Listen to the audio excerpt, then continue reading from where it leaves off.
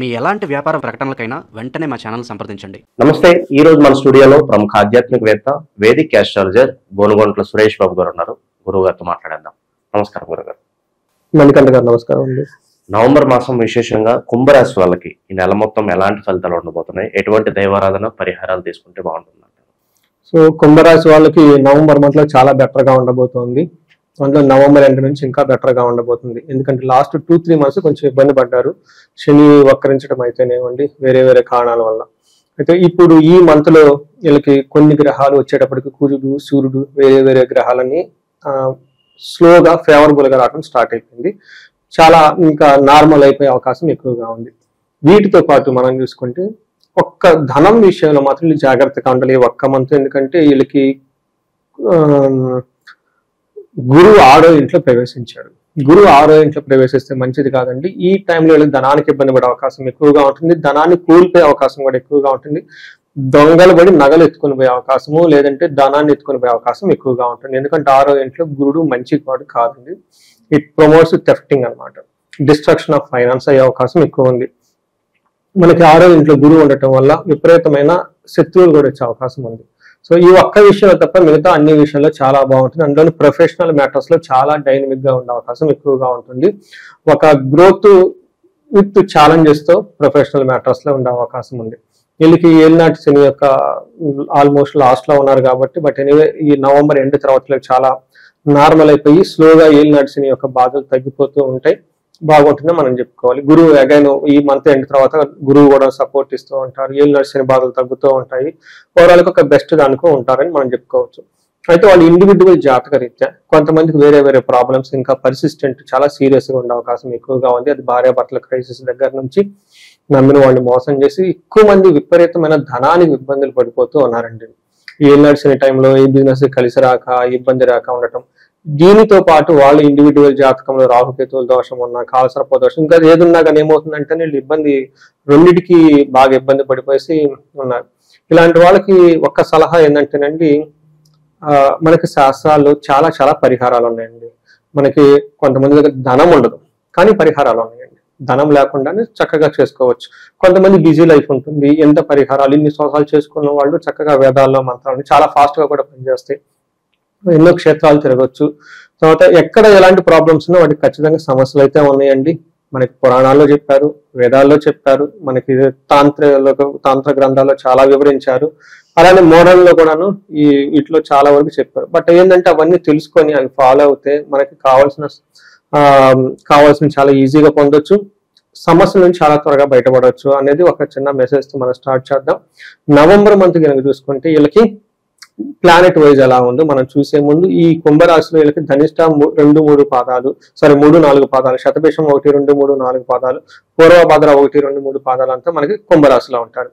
పేరు బలం ప్రకారం చూసుకుంటే చాలా పాపులర్ అయిన పేర్లు మొత్తం మనకి తెలుగు రాష్ట్రాలు ఇందులోనే ఉంటారండి. గు, గే, గో, సా, సి, సు, సే, సో, దా అన్న పేర్లంతా ఇందులోనే ఉంటారు. మనకి చూసుకుంటే సునీత దగ్గర నుంచి, సీను దగ్గర నుంచి గోపాలు, చాలా పేర్లు ఉంటాయండి. చాలా పాపులర్ పేర్లు. ధనమ్మ, ధనవి, మాధవి, చాలా పేర్లన్నీ ఇందులో ఉంటాయండి. సురేష్, నా పేరు కూడా ఇందులో పేరు బలం ప్రకారం చాలా మంది నా పేరు కాబట్టి అనుకుంటూ ఉంటారు. ఇందులో ఈ పేర్లు ఉన్న వాటితో పాటు మనం గ్రహ వైజ్ గా చూసుకుంటే గురు గ్రహం, శుక్రుడు గ్రహం, కుజ గ్రహం, బుధ గ్రహం, సూర్యుడు, ఈ యొక్క 5 గ్రహాలు ఈ మంత్ లో 7 మీద ఇంపాక్ట్ ఉంది. ఎక్కువగా పాజిటివ్ గానే ఉన్నాయని మనం చెప్పుకోవచ్చు. మనకి ఏం చెప్తాం, లఘు గోచారం, సూక్ష్మ గోచారం కాన్సెప్ట్ వరకు మనం చూసుకుంటే ఇందులో ఎలా ఉంటుందంటే ఈ యొక్క గ్రహాలు మనకి సింపుల్ గానే ఒక్కొక్క సంస్కృతం ఒక్కొక్క మొక్కలు ఎలా ఉంటుందో చెప్పేస్తారు. సూర్యుడి వల్ల క్రియాఫలం, శుచం, శేష సౌఖ్యం, స్త్రీ సుఖాప్తి, తర్వాత ధన రిపు బాధ అని చెప్తూ ఉంటారు. ధన నష్టం అని చెప్తారు. అంటే ఈ టైంలో ఏదైనా కనుక పని చేస్తే లాభం ఉంటుంది ఒకటి. శేష సౌఖ్యం, ఆల్ రౌండ్ ప్రాస్పరిటీ, హ్యాపీనెస్ ఉంటుంది. లేడీస్ అయితే జెంట్స్ ద్వారా చాలా లాభం ఉంటుంది, జెంట్స్ అయితే లేడీస్ ద్వారా చాలా లాభం ఉంటుంది. ఒక్క మార్క్స్ మాత్రం కొంచెం వర్క్ రిలేటెడ్ వాటిలో ప్రెషర్ ఎక్కువ ఇస్తాడు. తర్వాత గురువు వల్ల వచ్చేటప్పటికి ధనాన్ని కోల్పోయే అవకాశం ఎక్కువ ఉందని మనం చెప్పుకోవాలి. అంటే ఓవరాల్ గా కనుక చూసుకుంటే ఒక బెస్ట్ టైంలో వీళ్ళకి ఒక మంచి టైం స్టార్ట్ అయిపోయింది. ఈ శుభ శకునాలు అంటారు కదండి, ఈ మంత్ నుంచి వీళ్ళకి వైబ్ స్టార్ట్ అయిపోతుంది. వాడి ఇండివిజువల్ జాతకాలు బాగలేకపోతే తప్ప నార్మల్గా ఏలినాటి శని ప్రకారం అయితే గోచారం అయితే బాగుంటుంది. ఇందులో ఎలా అంటే అయితే 4వ ఇంట్లో కుటుంబానికి సంబంధించిన వ్యవహారాలు కొంచెం ఇబ్బందులు పడుతూ ఉంటారు. ఎందుకంటే వర్క్ ప్రెషర్ ఎక్కువగా ఉండటంతో ఇంటికి సంబంధించిన వ్యవహారాలు కొంత నెగ్లిజెన్స్ చేసే అవకాశం ఉంది. ఇదే విధంగా కుజుడి మళ్ళీ వీళ్ళకి 10th హౌస్ లో ఉండటంతో వీళ్ళు కొంచెం మిక్స్డ్ రిజల్ట్ అని మనం చెప్పుకోవచ్చు. కుజుడు ఏం చేస్తారంటే సదా సంచార ఉద్యోగం అంటారు. అంటే ఉద్యోగంలో అటు ఇటు ఉరుకులు పరుగులతో ఉండి కుదురుగా చేసే విధంగా ఉండదు, కానీ డైనమిక్ గా ఉంటుంది. సో ఈ టైంలో వీళ్ళకి భోజన దుర్బలం, టయానికి భోజనం చేయకుండా ఇబ్బంది పడుతూ ఉంటారు. కాబట్టి ఈ టైంలో వీళ్ళు కొంచెం వీళ్ళ మీద వీళ్ళు కేర్ ఎక్కువగా తీసుకుంటే బాగుంటుంది. బట్ ఓవరాల్ గా ప్రొఫెషన్ ప్రకారం చాలా బాగుంటుంది. ఇంకొక అదృష్టం వీళ్ళకి ఏమంటే శుక్రుడు 9వ ఇంట్లో ఉన్నటువంటి మహాభాగ్య యోగం అంటారు. అంటే లక్ వీళ్ళకి వస్తుంది. నేను అయితే చెప్పాను బిగినింగ్ లో వీళ్ళకి శుభ శకునాలు సూచనలు ఈ మంత్ లో వీళ్ళకి స్టార్ట్ అవుతాయి అనమాట. ఇక్కడ నుంచి ఇంకా స్లోగా వీళ్ళు నడిచిన ప్రభావం పోతుంది, వీళ్ళు నార్మల్ లైఫ్ లోకి వచ్చేస్తారు. అయితే అది గోచారం మాత్రం, ఇండివిజువల్ జాతకాన్ని మళ్ళీ మనం చూడాల్సి ఉంటుంది. ఈ టైంలో వీళ్ళకి వస్త్ర లాభం, మహా ఆరోగ్యం, గురు భక్తి, సదా ధర్మకృతు, చిత్తశుద్ధి, అభిష్టార్థ నవమస్తే భవేద్ భృగు అని చెప్తారు సంస్కృతంలో. అంటే ఈ టైంలో వీళ్ళకి అభిష్టార్థం ఏదైనా గనక మనసులో గనక అప్పటిదాకా సాధించాలి అని తపనతో చేస్తూ ఉంటే ఈ టైంలో వాళ్ళకి నెరవేరుతుంది. ఇంట్యూషన్ చాలా పవర్ఫుల్ గా ఉంటుంది. ఏదైనా పని కనుక చేస్తే రిజల్ట్ ఉంటుంది. గురువులు బట్టి భక్తి ఉంటుంది, ఆరోగ్యం బాగుంటుంది, వస్త్రలాభం బాగుంటుంది. ఈ టైంలో భార్యాభర్తల మధ్య లవ్, రొమాన్స్, సెక్స్ అంతా చాలా పవర్ఫుల్ గా స్ట్రాంగ్ గా ఉంటారు. 10th హౌస్ లో సూర్యుడు ఎంటర్ అవుతుంటే చాలా చాలా స్ట్రాంగ్ అవుతారండి. ప్రొఫెషనల్ మ్యాటర్స్ లో వెళ్ళి ఏమంటారు పై చేయి అవుతుంది, ప్రతి డీలింగ్ లోనూ పై చేయి అవుతుంది.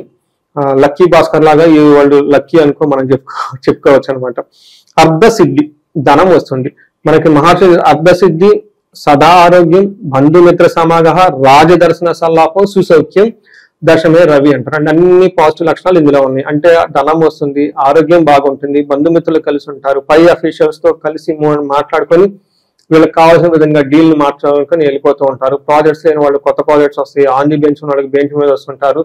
తర్వాత సల్లాపు, పెద్దలతో చక్కగా కూర్చొని డి అంటే డి అన్నట్టుగా మాట్లాడుకుని వీళ్ళకి కావాల్సిన అన్ని వ్యవహారాలు చేసుకునే ఒక స్టామినా స్ట్రెంత్ వీళ్ళకి వస్తుంది. విశేషంగా ఈ రాశిలో ఏ నక్షత్ర వాళ్ళు ఉంటారు, వాళ్ళకి ఎలా ఉండబోతుంది మాసం ప్రత్యేకంగా? సో వీళ్ళకి ధనిష్ట, శతభిషం, పూర్వభద్ర 3 నక్షత్రాలు ఉంటే ధనిష్ట నక్షత్రం వాళ్ళకి ఫస్ట్ వీళ్ళకి క్షేమంగా ఉంటారు, వస్త్రలాభం ఉంటుంది, పరవాసము, ఫారిన్ రిలేటెడ్ వేరే అవుట్ స్టేషన్కి వెళ్ళాలన్నా కానీ వెకేషన్కి వెళ్ళినా కానీ ది బెస్ట్ టైం అని మనకు అనుకోవచ్చు. ఆరోగ్యం మాత్రం కొంచెం జాగ్రత్తగా ఉండాలి. నెక్స్ట్ శతభిష నక్షత్రం వాళ్ళకి వస్త్రలాభం ఉంది, ఫారిన్ వెళ్తారు, క్షేమంగా ఉంటారు. వీళ్ళకి దేహ పీడనము, దరిద్రము, అతి భయము, ఏదో ఒక విషయాలు అతిగా భయపడుతూ ఉంటారు. కానీ భయపడని అవసరం ఏం లేదు. Everything will be the normal. చాలా బాగా ఒక మంచి టైంలోకి ఎంటర్ అవబోతున్నారు. ముందు టైం కూడా బాగుంటుంది. పూర్వభాద్ర నక్షత్రం వాళ్ళకి వస్త్రలాభం ఉంది, పరవాసం ఉంది. కొంచెం ఈ నక్షత్రం వాళ్ళు కొంచెం కేర్ఫుల్ గా ఉండాలి. వీళ్ళకి ఫైనాన్షియల్ గా క్రైసిస్ ఉంటుంది, హెల్త్ క్రైసిస్ ఉంటుంది, అతిగా భయపడే అవకాశం కూడా ఎక్కువగా ఉంటుంది. వీళ్ళ చుట్టూ ఉన్న పరిస్థితులు ఎక్కువగా భయానికి గురి చేసే విధంగా ఉన్నాయి. వీళ్ళకి పెద్ద ఎక్కువగా ప్రాబ్లం వస్తే ఏం లేదు కదండి. కొంచెం వీళ్ళకి ఆ జన్మ నక్షత్రంలోనే రాహు ఎక్కువ ప్రభావం వీళ్ళ మీద ఉండటంతో కొంచెం వీళ్ళకి నమ్మించి మోసం చేసే వాళ్ళు ఎక్కువ ఉంటారు. అందుకని దుర్గాదేవి ఆరాధనలు ఇలాంటివి ఎక్కువగా చేసుకుంటే దాని నుంచి బయటపడిపోతారు. ఇక ఈ మాసంలో ప్రత్యేకంగా రెమెడీస్ అంటే ఏం చెప్తారు? ఏదన్నా కష్టాలు ఉంటే బయటపడడానికి విశేషంగా ఏమైనా కార్యక్రమాలు చేసుకుంటే బాగుంటుందంటారు? సో మనకున్న ప్రాబ్లమ్స్ కొన్నేనండి, 4-5 ఎక్కువ ఉండవు. కానీ మన మహర్షులు ఎంత గొప్ప వాళ్ళు అంటే మనకి వేల పరిష్కారాలు పెట్టేశారు, రెమెడీస్ పెట్టేశారు. ఒక యజుర్వేదంలోనే మనకి 10,000+ మంత్రాలు ఉన్నాయండి. ఒక్కొక్క మంత్రం మనకు విధించడానికి గొప్ప వాళ్ళు అయిపోతాం. భగవద్గీతలో మనకి ఎలా 18 అధ్యాయాలు పెట్టి ఏ ఒక్క శ్లోకము ఏ చిన్నది మనం బుర్ర పెట్టుకొని పాటించిన రియల్ లైఫ్ లో గొప్ప వ్యక్తులు ఎలా అయిపోతామో చాలా రెమెడీస్ ఉన్నాయండి. మనకి వేదాల ప్రకారంగా చెప్తారు, పురాణాల ప్రకారం చెప్తారు, తంత్రజ్ఞానం ప్రకారం చెప్తారు, జ్యోతిష శాస్త్రంలో కొన్ని గ్రహాల వైజ్ కొన్ని చెప్పుకున్నారనమాట. ఇది ఇండివిజువల్ జాతకం కనుక మనం చూసుకొని ఎలాంటి సమస్య ఉన్నా ఆ సమస్య అనేది ఇక్కడ మాకు వదిలేస్తే we take care of it అండి. వాళ్ళు చేయాల్సింది ఏంటంటే వదిలేయటం. మాకు అది కనుక వదిలేసి ఎలాంటి ప్రాబ్లం ఉన్న కన్సల్ట్ అయితే ఒకసారి జ్యోతిషం చెక్ చేసుకొని తరోగా వాళ్ళకి కావాల్సిన ఏ విధానంగా ఉంటే ఆ విధానం వాళ్ళకి చేసి ఆ సమస్య నుంచి బయటపడవచ్చు అయితే ఖచ్చితంగా చేయొచ్చు. జనరల్ గా ఈ టైంలో నేనేం చెప్తానంటే పాశుపత అభిషేకాలు తెలుగు వాళ్ళకి చాలా పవర్ఫుల్ గా పనిచేస్తాయి. ఇవి చాలా రహస్యాలు, మన మహర్షులు అవి సీక్రెట్ గా పెట్టేశారు కాబట్టి వాళ్ళకి అందకుండా.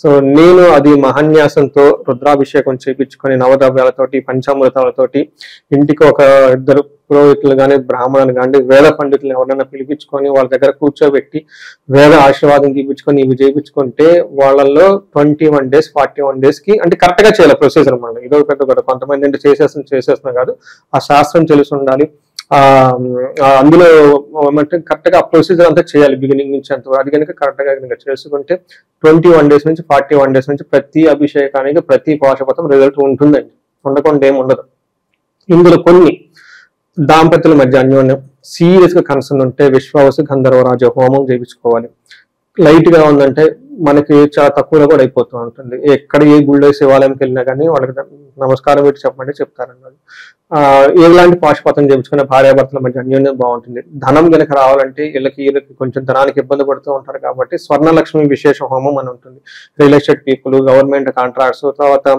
బిజినెస్ ఫ్లో బాగుండి సడన్ గా డిప్ అయిన వాళ్ళకి ఇమ్మీడియట్ గా సెన్స్ అయిపోయి ఇవన్నీ చూపించుకుంటే ఇమ్మీడియట్ గా మళ్ళీ నార్మల్ అయిపోయే అవకాశం ఎక్కువగా ఉంటుంది కనకదార స్తోత్రం ఇవన్నీ చేయలేమండి మాకు పర్లేదు అనుకుంటే నిదాన కనకదార చదువుతుంటే మళ్ళీ చాలా మంది ఏమన్నా ఎన్ని రోజులు అని అడుగుతారు ఎన్ని రోజులు వస్తుందండి భక్తిగా 10 నిమిషాలు చదవలేరా ఏంటండి కళ్ళు మూసుకుని చక్కగా భక్తిగా కరుణగా చదువుతూ ఉంటే చదవండి ఎవ్రీడే 10 minutes టైం స్పెండ్ చేసినప్పుడు డబ్బులు వచ్చినప్పుడు చేయడానికి ఏముందండి ఏ పనులు ఎక్కడెక్కడ పరుగులు పెట్టేది ఇంట్లో కూర్చొని చదువుకోవడానికి ఏముంది ఇవన్నీ చేసి శని పాశుపత అభిషేకం చేసుకోవచ్చు చక్కగా ఇలా ఎన్నికి వాళ్ళకున్న ప్రాబ్లం బట్టి కొంతమంది ఈ రాశి వాళ్ళు భార్య భర్తల గొడవలతో పాటు ఇన్లాస్ గొడవలు ఎక్కువ వస్తున్నాయని మెసేజ్లు వస్తున్నాయండి లేడీస్ కి లాస్ట్ మంత్ కూడా 3-4 చండీ హోమాలు చేయించున్నాను నా ఇన్స్టాగ్రామ్ లో కూడా పిక్చర్స్ అన్ని పెట్టాను నేను కొంతమంది ఎన్ఆర్ఐలు కొంతమంది ఇండియాలో ఉండి ఏమంటే ఇన్లాస్ ఎక్కువ వాళ్ళకి ప్రోపగాండా నెగిటివ్ గా చేసి ఇబ్బంది పెడుతున్నారు లేదంటే అన్నదమ్ముల ఆస్తుపాస్తులు